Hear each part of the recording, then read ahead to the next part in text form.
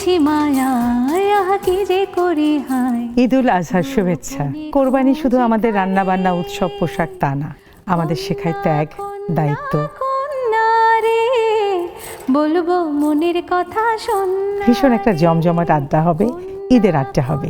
ঈদ মোবারক। ঈদ মোবারক। ঈদ মোবারক। গরু নিয়ে বরাবরই আমি খুব মানে খুবই আনন্দ করি, নিজে হাটে যাই, আচ্ছা, পছন্দ করে কিনি। কোরবানি তো একটা ত্যাগ, হ্যাঁ একেবারে একটা ত্যাগ, একটা দায়িত্বের মধ্যে একটা মায়া। ঈদ আসছে এই চিন্তা করলে আমার ভালো লাগে। একটা আমেজ। ওই ব্যাপারটা আমি ভাবতে পছন্দ করি যে ঈদ আসছে, ঈদের সময় আমি আনন্দ করব, ঈদের ছুটি পালন করব। সিনেমা দেখতে চলে গেছি। এই যে এটা একটা মজার ঘটনা যে তো আসার পর আমার ভাই তো আর মার দেয় নাই, মা একদম পিঠে ধরে পড়বে। নিয়েছে যে মাইরটা খাবো আমি। অনেক গল্প, অনেক আড্ডা, এর শেষই হবে না। কণা, তোমার গান শুনে শুনে বাড়ি ফিরে যাব।